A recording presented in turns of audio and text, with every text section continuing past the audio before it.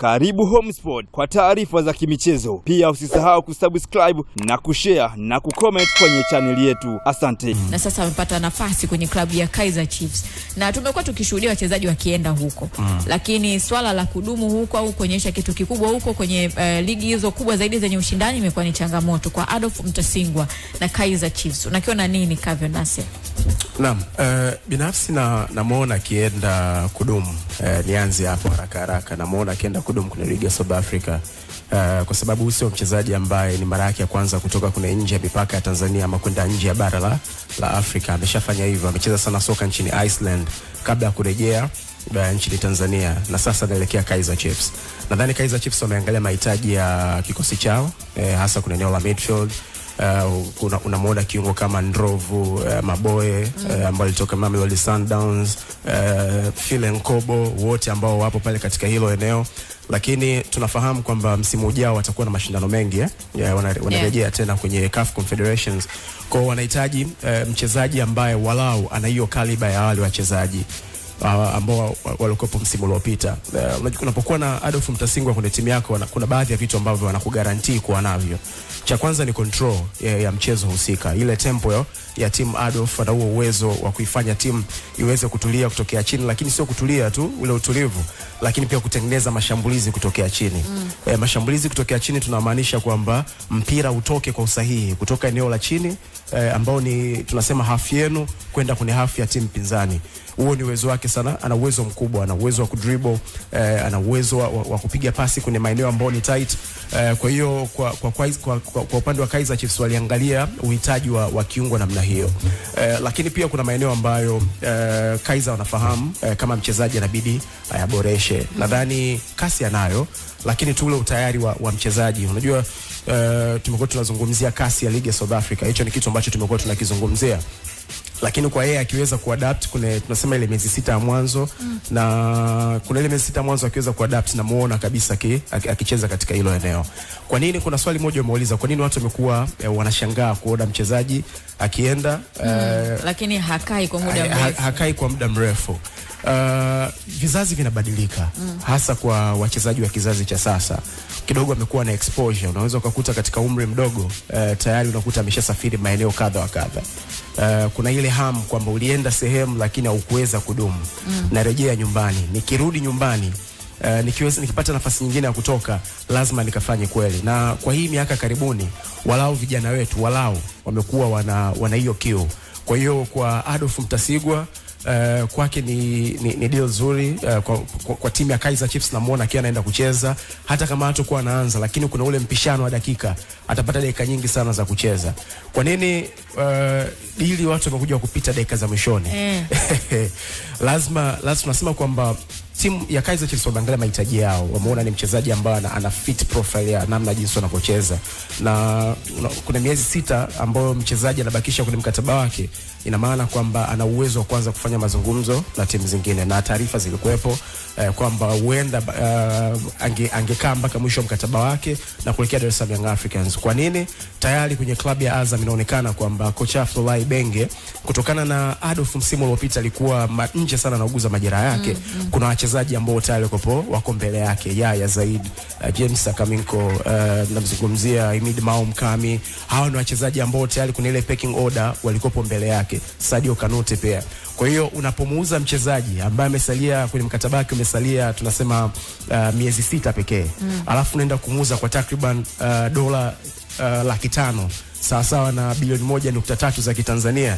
Ina maana kwa klabu ya Azam amefanya biashara, naweza nikasema biashara bora kabisa nchini Tanzania kwa mchezaji ambaye hakuwa kwenye mahesabu yako kwenye upande wa kocha. Lakini mimi naamini kwa club kama club wakimwangalia Adolf, nadhani alikopo ni assistant captain, kitu kama hicho. Wao kwa wao kupo namuona for the future, lakini mwisho wa siku inabidi tu align. Kocha anataka nini, lazima tutambue, na mchezaji mwenyewe anataka nini, kwa sababu kocha vitu vyote vizingatiwe. Vitu vyote lazima vikutane katikati. Mchezaji labda anaanza kujiona nje ya club, maisha yake anaanza kuona nje ya club. Lazima kama club mkae sasa, mjiandae kwamba okay, huyu atumuone ki-extend, na kocha tayari yeye upande wake ameshaona kwamba huyu ni mchezaji ambaye mimi simuoni kwenye mahesabu yangu, basi hapa kuna sehemu lazima mfike katikati. Na mimi nampongeza kwa sababu tumekuwa tunaimba wimbo kwa wachezaji wetu watoke. Yeah. Na ameweza kufanya hivyo kwenye timu ya taifa. Nadhani itakuwa tiketi yake sasa ya kuwa regular. Nadhani Okay, George Magunga, huu ni uhamisho mzuri sana, ni uhamisho mzuri kwa mchezaji Adolf Mtasingwa kutoka Azam kwenda Kaizer Chiefs. Lakini vipi kwa upande wa club? Je, wamepata mtu sahihi na unamwona akipata hiyo namba ya kucheza kulingana na namna ambavyo unakitazama kikosi cha Kaizer Chiefs? Unajua mpaka biashara imefanyika, maana yake Azam wanajua kitu gani ambacho walikuwa wamekifanya. Hawawezi kufanya maamuzi ambayo yanaweza akawaumiza wao. Na kwenye huu mchezo wa mpira wa miguu mambo kama haya hutokea. Kuna nyakati ambazo unaweza ukawa unaangalia fursa kwenye soko linazungumza nini, kwa wakati huo unahitaji nini, kwa sababu unaweza kukuta kwenye mazungumzo yao mchezaji huenda alikuwa hana pia matamanio ya kuongeza mkataba ndani ya timu hiyo, au hata kama alikuwa ana uwezo wa kuongeza mkataba, lakini maybe katika makubaliano binafsi kwa klabu walikuwa wanaona kama sawa, tunaweza tukafikia hapo, lakini hebu tujishauri kwanza tuone kama tunaweza tukafika kwenye hicho ambacho nakihitaji. Na mchezaji alikuwa anahusishwa na baadhi ya timu tofauti.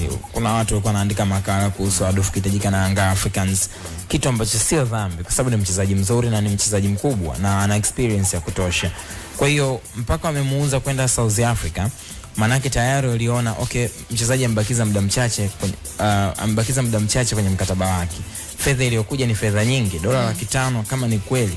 Hiyo fedha ndio imetolewa, ni fedha nyingi sana. Na wao wanamtoa mchezaji, lakini kwa $500,000 kama imeingia ndani ya club ina nafasi ya kwenda kuexplore wachezaji wengine sokoni. Sasa kitu kizuri ni kwamba unauza wakati tayari ulikuwa unajua nani unaenda kumchukua sokoni. Lakini mara nyingi inakuwa ni risk kama unauza mchezaji au unauza wachezaji, alafu baada ya kuuza wachezaji unaenda kutafuta wachezaji wengine sokoni. Unaweza ukafanikiwa, lakini tunasema ni riski kubwa kwenye soko. Yaani unaweza kukutana na hatari kubwa zaidi kwenye soko. Kwa hiyo mchezaji kuingia kikosini inawezekana kwa sababu Kaizer Chiefs wana mwalimu mpya, Fernando da Cruz.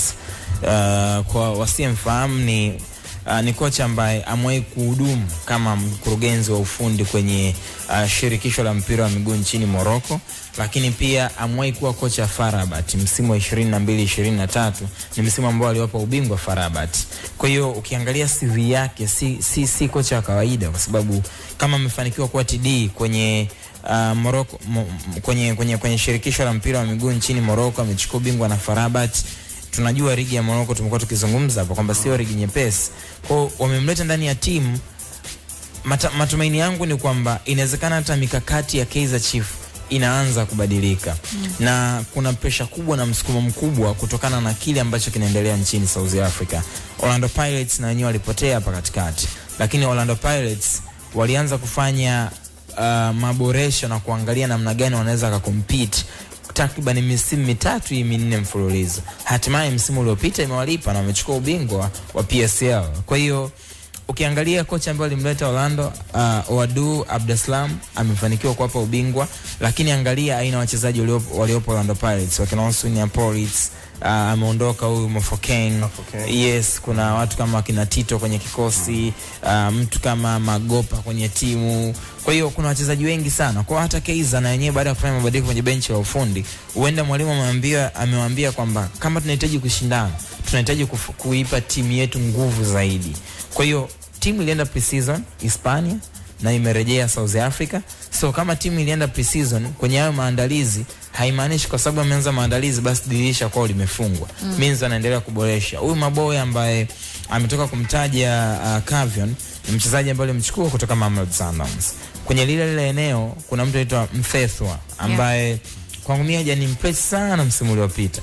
Hata Maboya amekuwa na yani hiyo sio wow performance, ni okay tu kwamba yes, yani performance fulani ya wastani.